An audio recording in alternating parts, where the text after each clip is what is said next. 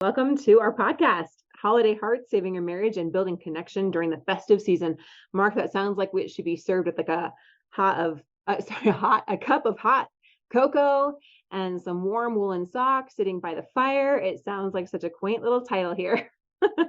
And I think that's what, honestly, I think a lot of what people are wanting around this time, even as, even people in our audience who might be experiencing some amount of trouble in their relationship. I imagine a lot of people are wanting to go back to that cozy, warm sort of feeling within their relationships. Agreed. So let us know in the comments as you're watching us live, what would you really love to experience with your marriage during this holiday season and any other time of the year? But let's talk about that, and let's go into some of the contrasts that you might be feeling when you don't have that, because that can be very painful. When I think about that warm, lovey-dovey, snuggle by the fire, kissing under the mistletoe, there's like a feeling of safety and a feeling of connection. And when you feel like you're lacking that, that can feel very insecure and it can be heartbreaking. Yeah. Before we get to the meat and potatoes there, Marc, you want to share a client win of the week? Sure, absolutely. We always like to do this before we dive in. So this one is from an anonymous user in one of our groups. They're sharing, they said, "Hey, I had a win today. My husband has hit the pause button and is slowly turning back towards me. Today he called me and when I answered, he said, 'Oh, I forgot what I called you for.' I laughed and said, 'Maybe it was just to hear my voice.' And he replied, 'I don't think that was the only reason. It's a small win, but I will take it.'" And yeah, this sort of win right here is, like these sort of small things. Within our program, we talk a lot about like little indications that your partner is getting a little bit more comfortable with you, that they're starting to draw closer to you. And certainly like little affectionate interactions like this are a really good indication of that. Now, this person mentioned that their husband specifically has hit the pause button. Just to explain, like generally we refer to this as like that point when we're able to ask them to put a pause on that divorce and step away from things. And that in and of itself is a huge win. So like we can see little bit by bit, even in this small example, this person being able to take some steps closer to their marriage. And that's always heartening to see, especially around these holidays. Absolutely. Thank you. All right. So let's dive into maybe some of the challenges that you guys are dealing with. In fact, if you could put in the comments in the chat here, what are your biggest challenges right now? Are the holidays making it easier? Are you just kind of pushing maybe problems to the side? I know that's a common thing that Marc and I have observed working with lots of couples over the years. Maybe you're just kind of like pushing things off to another time, kind of like, let's just get through the holidays, some of the language that I hear you guys saying. Or do you feel like it's a stalemate? Do you feel like there is more tension? Is there added tension? Is the holidays creating more stress for you? There's a lot that goes on during this time of year. There could be financial stress, financial strain. There could be family tension, family dynamics. So I just want to hear from you guys rather than assuming what's going on. Go ahead and tell us, what are your biggest challenges right now? And how are the holidays affecting that situation? And then we have been doing a 5-day, we're calling a Holiday Hearts Challenge in our Facebook groups. So if you want to join, that's the Thriving Marriage Facebook group or the 60-second plan to save your marriage Facebook group. And in there, we are doing this challenge to help give you some solutions during this time of year. And we're going to dive into each of these a little bit, touch on what the challenge is covering and how it can help you, and then go into the, some of the more specific issues that we might be noticing and give you guys some solutions to that. So day one here was talking about gratitude. And as I was putting this challenge together, I was really thinking about how there are things that we can change and things that we can't change, right? And there may be things in your relationship that you really don't like the way that they are. You really don't like that you go to the family get together and you find that your spouse has taken their ring off, or you really don't like that you can't spend Christmas Eve together. Maybe you guys are planning separate, celebrations with the different holidays with your kids. Maybe you're not living in the same home and you miss the connection that you've had in years past. And there's some things that we just can't change overnight. And learning to be happy and learning to choose to find the things that we're grateful for, even if we can't change the circumstances immediately, is a really powerful practice. So we're talking about this act of gratitude to kind of heal some of the wounds that you might be feeling or shift your perspective that you're in. And in the group, I noticed a lot of your answers already were coming in since we started this challenge on the things that you are grateful for about your spouse right now, and showing some appreciation for them, even though things might not be where you want them to be right now. So as you guys are listening, if you want to leave a comment again about what are some things that you are grateful for. And Marc, how do you think that shifting to looking at some of the things that we can appreciate about our spouse and our marriage can help people during this time? I'm thinking of even some of the clients that I've been working with and their experiences around some of these holiday events, even just recently, like here in the US, we just very recently celebrated Thanksgiving. It's a big holiday here. And I noticed a big or a wide variety of experiences around this. For some of my clients, this meant that there's a little bit more openness around spending time together. For some of them, it meant that this was a time where their spouse was reevaluating things and wanting to have more of that family togetherness time. For other ones, it meant some boundaries and some barriers where their spouse was wanting to be more separated and was wanting to do things apart. In all of these cases, I was working with many of my clients to recognize those things that were happening, those positive interactions that were there. And what I noticed is that even those clients where their spouse was desiring a holiday that was a little bit more separate, by working with them and trying to notice like what was going well and trying to appreciate where their partner was working with them, it made things go a lot smoother. And it made their partner a lot more open to other holiday activities, even if it wasn't exactly what they were aiming for. Actually, I can think of very, very few of the clients that I'm actively working with where they didn't have some sort of significant interaction around at least that holiday. And I think in large part had a lot to do with some of that positive outlook and that gratitude around the interactions that they were having. I think there's a lot more to it, but I do certainly think that gratitude played some piece there. How about you, like Heather? I imagine that even for you yourself, there's some amount of gratitude that plays into your relationship, either with Ben or with the kids, and how that has an impact on how holidays turn out. Right. And it really, again, just kind of shifts that perspective inside myself. I could go from being upset or like complaining about something or feeling like overwhelmed. And these are just normal life situations. My marriage is certainly not in crisis mode right now.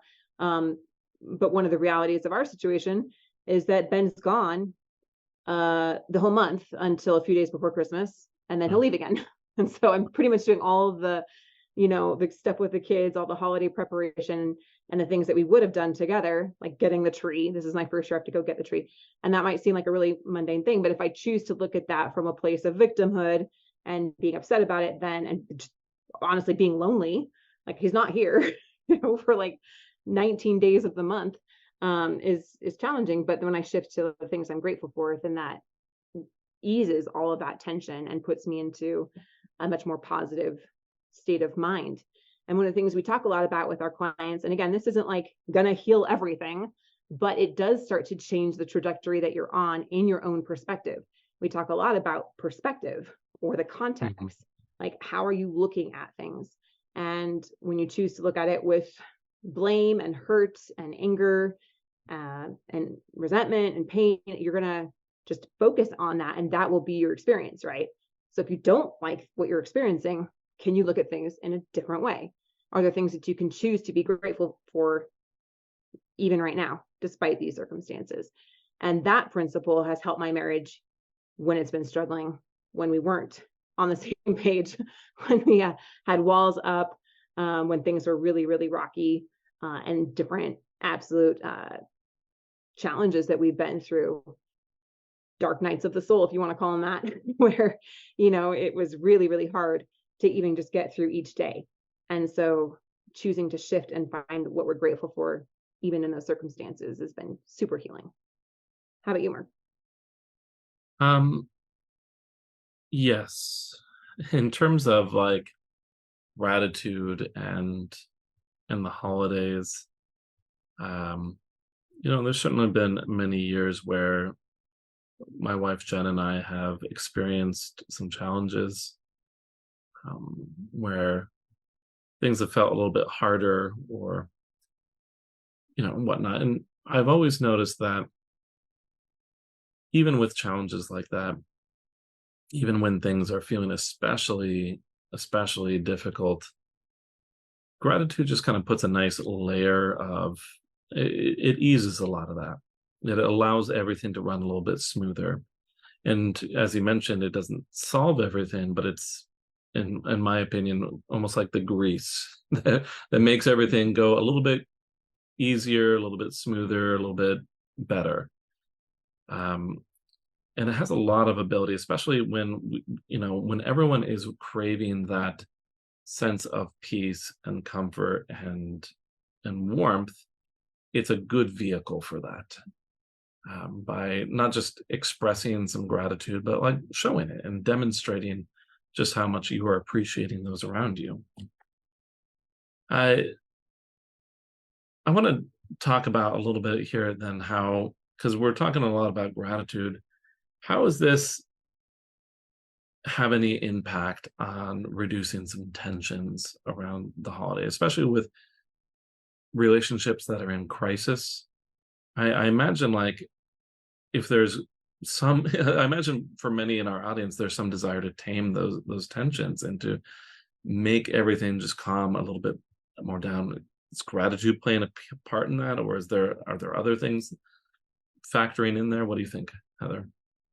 Yeah, I think gratitude can help, like you said, kind of, it was very well said, like kind of the grease that can allow us to move towards more effective things. I noticed even in the comments from the group, you might be really hurt by what your spouse has said, but you can still appreciate something about her. And that softens your feelings of hurt towards her and helps you see the good in that person. So it takes us out of the victim role and helps us become more of a creator. So other things that are really going to help, though, beyond gratitude, we're going to talk about some tips here to further ease some of the tension might be between you. Open communication, and definitely expectations, I think, is something that we would do well to touch on here. I think, holidays kind of remind me of weddings.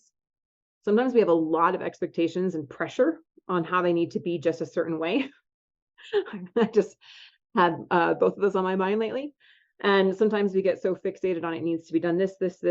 I need this tradition. I need this certain food. I need these certain people to be there, and I need everyone to act a certain way, right? And sometimes when we have all of these expectations, that can set us up for a lot of disappointment. It could also set us up for some more disagreements and tension when expectations aren't communicated clearly around the holidays. Maybe you have the expectation that your spouse wouldn't maybe show up for something, and what if they did?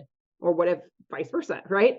So I think just having really open communication and creating maybe some clear expectations about how to handle the holidays and how to handle events would help reduce some of the tension and, help alleviate some of that drama that might go on.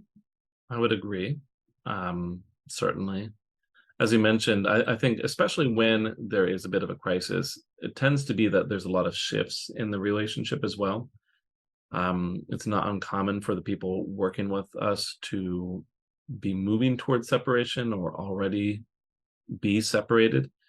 And quite often that means that there's going to be some different expectations in terms of how things are going to run for the holidays.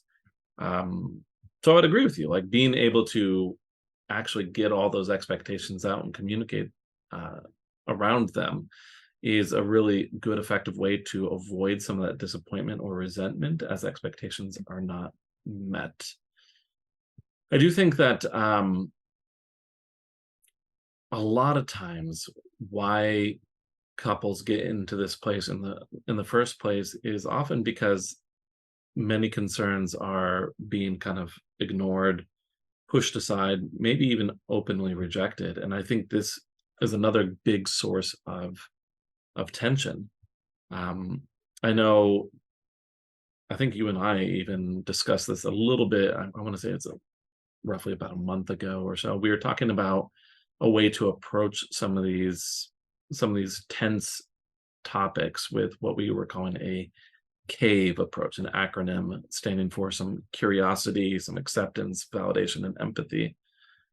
And I do think that that's another way to ease some of this tension. You know, one of the things that I talk to my clients a lot is this sort of approach where, you know, we approach with curiosity, asking questions.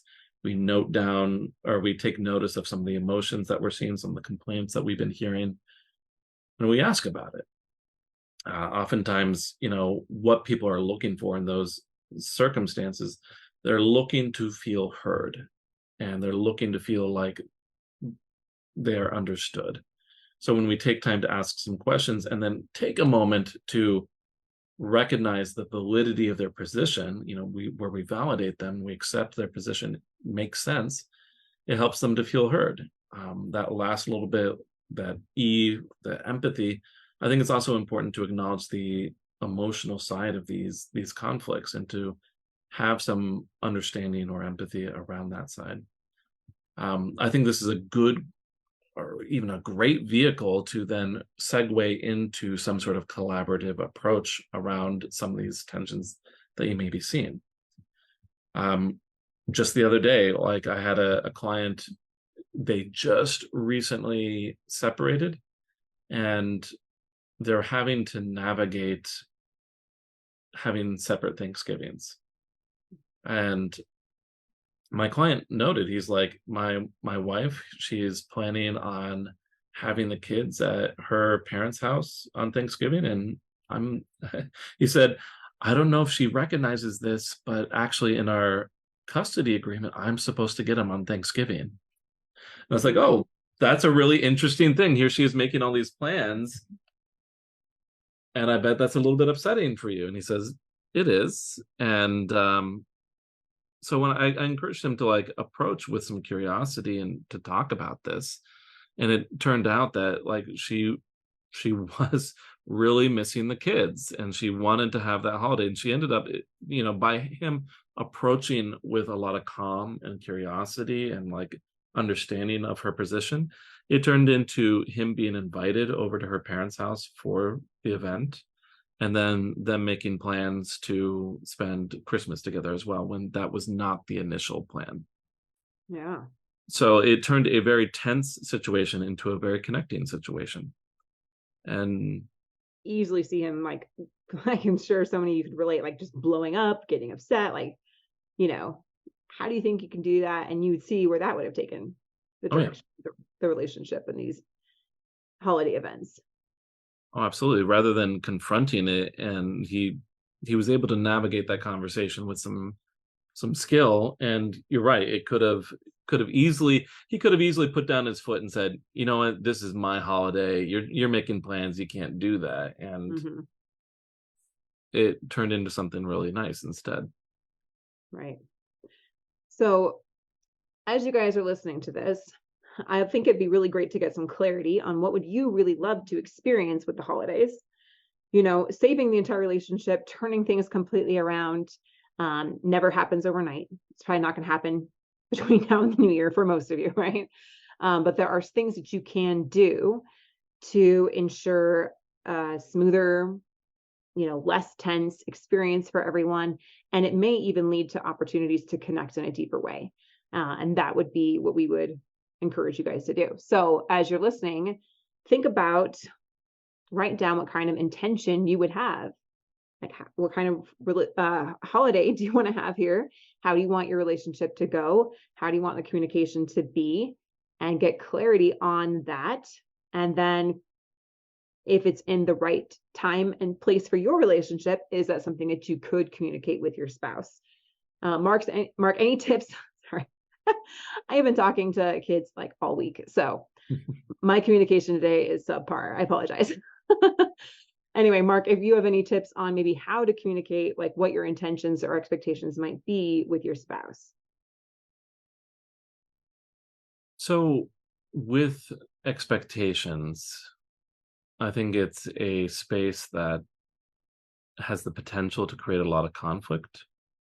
I hear a lot of people where they say, okay, I'm going to approach this situation. I'm going to let them know what I want. I'm going to let them know what the expectations are. And the perception there is that it's seen as controlling or manipulative or something else negative.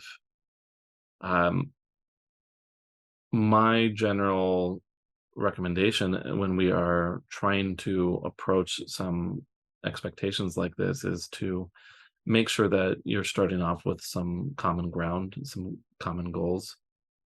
I think it helps to establish being on the same page. So if you come in and say, you can't take the kids away from me for Christmas or, whatever holiday is coming up, that's going to be this confrontational situation where you are pitting yourself against your partner rather than, like the alternative here is if you approach them and say, hey, look, I want to make sure that we both feel good around the holiday celebrations.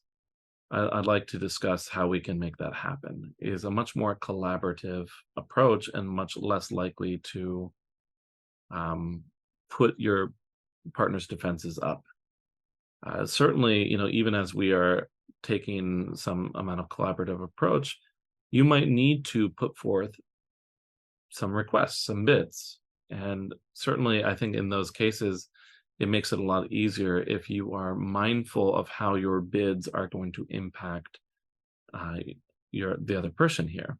I always think it's a good idea that, in this kind of communication, if you're trying to be really well-rounded, if you're specifically trying to reduce some of that tension, that you make sure that you're accommodating your partner with any of the requests or bids that are going to have an impact on them.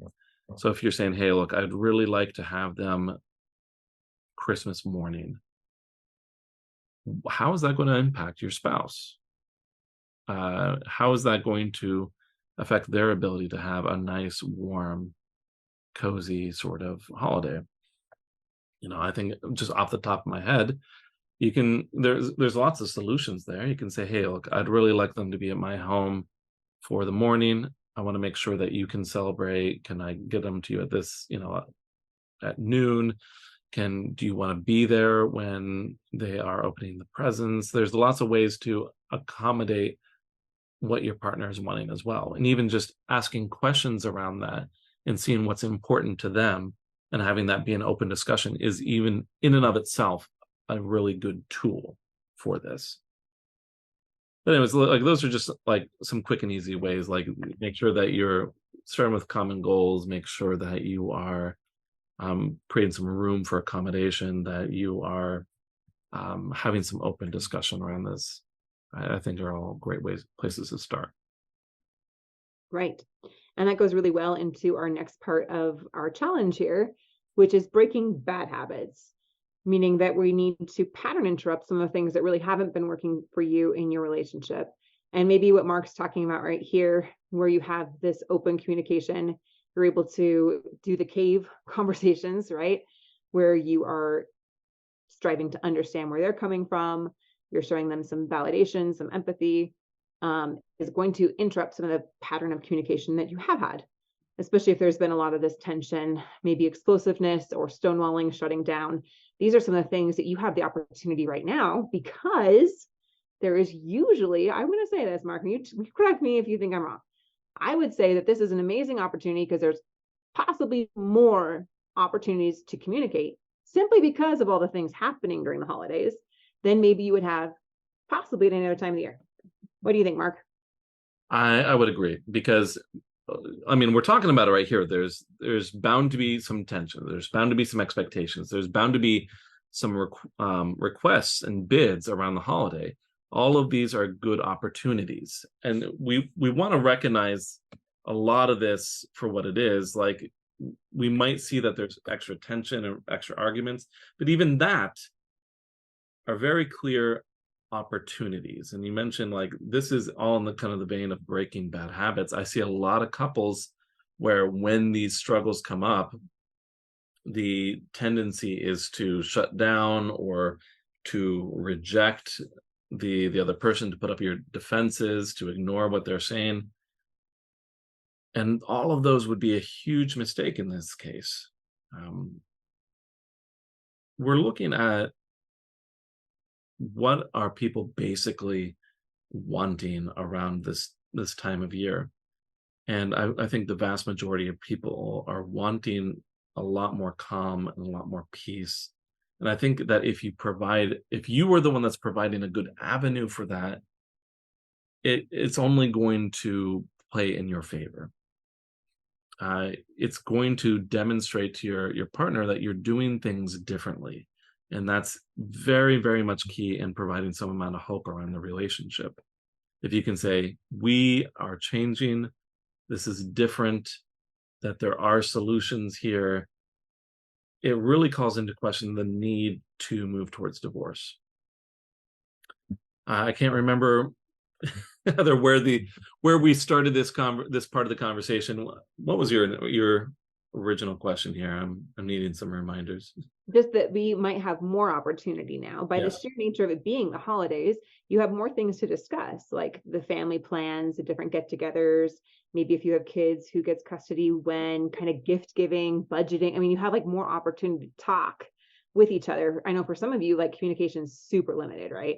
Yeah. So this can be an amazing way to have more opportunities to break some of the bad habits, break some of the negative patterns, and do it really well. And like Marc said, demonstrate that things are different. Things are actually changing. In the same vein, in terms of opportunities, especially around communication, you're mentioning that. We look at these sort of situations where communication is shut down, and what is going on there. In a lot of these cases, if communication is shut down, it means that this person doesn't want to be hurt. They're frustrated by where communication is going. They don't think communication is going to actually help them get what they're wanting, so they'd much rather avoid it. The holidays, as you put it, creates a lot of opportunity to get around all that by communicating, by demonstrating that there is some commonality. Because everyone is wanting that warmth and that connection, it becomes very easy to point out some of this coldness that's going on. And it's very easy to call them out on this in some gentle ways. It's easy to say, hey, I noticed that you've been very standoffish, that we haven't been communicating well, especially around the holidays. I'm wanting to make sure that there's a little bit more ease or warmth, or for things to be more calm. It's a really easy introduction into some common goals that positively impact the relationship. So, yeah, certainly. Some of the psychology behind negative habits, right, is that 90% of what we do every day is what we've done yesterday and the day before and the day before and the day before that. And our subconscious mind is the one actually running the show. We think we're in control, but really our past patterns that are usually developed based on trauma and pain and fear are designed to protect us, but they don't really serve us long term. And so I guess the invitation here is, let's explore what some of these habits are, and let's choose something new. Not only will this make some changes and shifts in your life, and those small changes can really lead to some significant improvements, but it will demonstrate to your spouse that you're not just talking about change, but that you are actually demonstrating change, and that it will start to shift some of the negative story or belief that they have about you in their mind. And that is exactly what we do with our path coaching. You can watch lots of other podcasts about that, going deeper into that. And of course, the last part here is, don't push things off. All right. One of the tendencies, the patterns that we see as well is that you tend to just kind of sweep things under the rug, maybe, or you're like, we just won't worry about that until after the holidays. And maybe you even feel like you're just doing it for the kids, right? You just want to make everything smooth for the kids. And I'm not saying like go off and be like crazy angry at each other in front of the kids. That's not helpful either. And I understand where you're coming from, but at the same time, if your marriage is really struggling, waiting even 3 or 4 more weeks is not going to help, right? And there's only so much of the kind of pretending that you can do before things just start to completely crumble, at least in my experience and what I've seen in many of our clients' lives as well. So I would encourage you not to wait until after the holidays when things kind of calm down or whatever, to get help. And so we are offering a free relationship resurgence session. If you want to get that, just type session in the comments below. And in here, we will show you what you can do now to not only have the holidays go smoothly, but how you can actually use them as a healing opportunity for you and your spouse. And Marc, you gave an example of that client where his wife had custody over Thanksgiving, and instead of turning that into more tension and drawing lines in the sand and then pulling even further apart, because he went through this process, he was actually able to have opportunities to join them for Thanksgiving and now join them for Christmas. We're not going to promise the same thing's going to happen for you, but what I hope you're getting from that is that things shift for you and it will start to get you on a positive and more healing trajectory for whatever that might look like for you. So if you want that free session, we do have spots open between now and the week before Christmas, and they're filling up fast. So just comment session below and we will get you the link to book that, where you can talk to Sergio. He's been on our podcast before. He's one of our marriage experts here, or Marc himself. And we're happy to help you guys get a plan together on how to take some positive action, how to demonstrate real change with your spouse, and not only have the holidays be something you just kind of get through or maybe just survive, but can actually be a really healing and beautiful time for you. Marc, any final thoughts on how to have the holidays go as good as possible and saving your marriage during this time? Well, I think especially with people who are in a bit of crisis with their relationship around the holidays may represent a lot of difficulty, pain, and hardship. And I don't think it needs to be that way.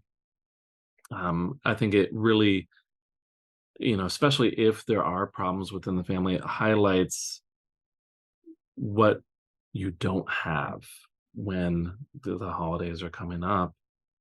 And, certainly if that's how you're feeling, there are absolutely things to do to turn that around. It may not feel like that. And I'm just going to point out that, most people in this crisis situation, it's hard to see that hope. It's hard to see that things can turn around.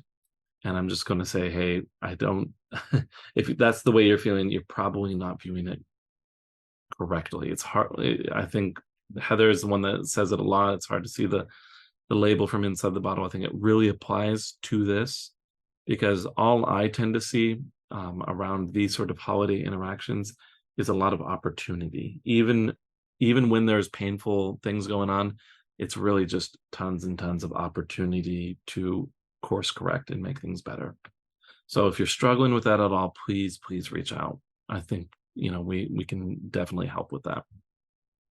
Absolutely. Yeah. Don't wait, because these opportunities, like I said, this might be the most amount of opportunities that you get here for a long time. So it's actually a really incredible opportunity for you. Now, our marriage mythbuster is funny because it talks about, here I am saying like it's an amazing opportunity because you have more opportunity to connect. But here's a mythbuster here, that the holidays will magically fix or improve relationship issues.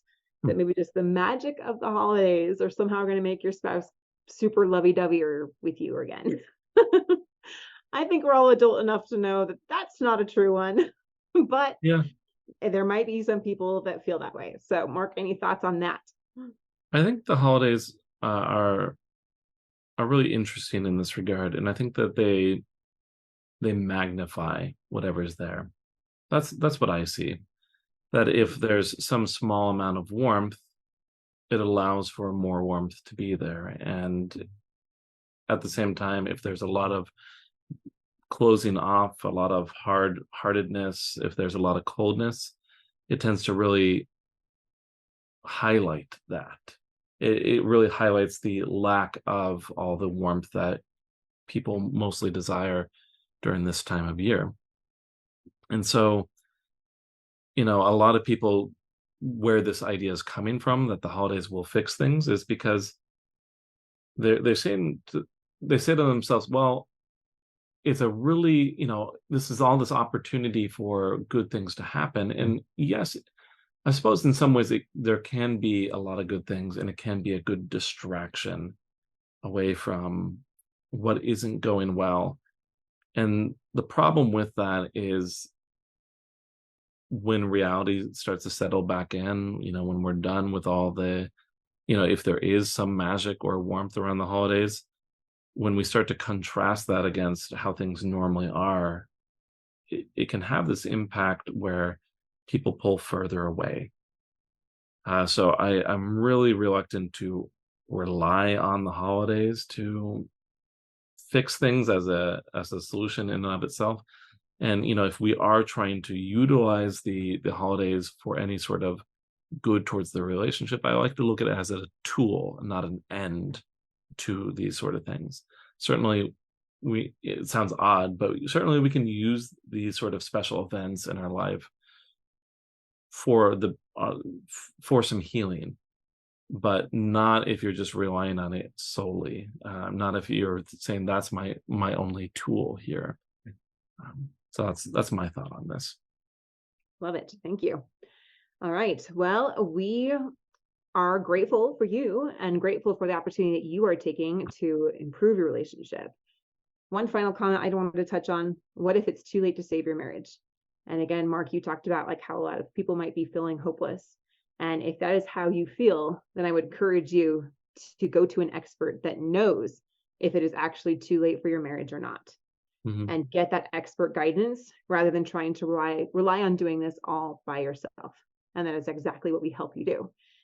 And the things that you are going to learn now in this process and with these challenges, even during the holiday times, can become amazing learning opportunities to help propel your life forward. And they will help you to create and have healthy, functional relationships no matter what. And those skills and those tools and those principles that you will learn will benefit and bless you the rest of your life. Now, not next week, but next time, because next week I'm doing a live masterclass workshop with you guys. If you want to attend that, we're going to go into the 4 steps to save your marriage from divorce, which has helped thousands and thousands of our clients and students. So if you want to join me for that, just put masterclass and I'll make sure I get you in one of those 100 spots. But the week after that, we're going to be doing a live Q&A with you. And so if you want us to assess your marriage, dive into what your challenges are and what solutions we have seen work for couples in your situation, then just go ahead and comment live and we will make sure to get you on our next podcast where we're doing a live Q&A. So thanks for joining, Marc, and thank you all. And we look forward to seeing your marriage thrive. Hey, everyone. Thanks for listening to The Thriving Marriage, your A to Z blueprint for not just surviving marriage, but thriving. Until next time, my friends, thrive on.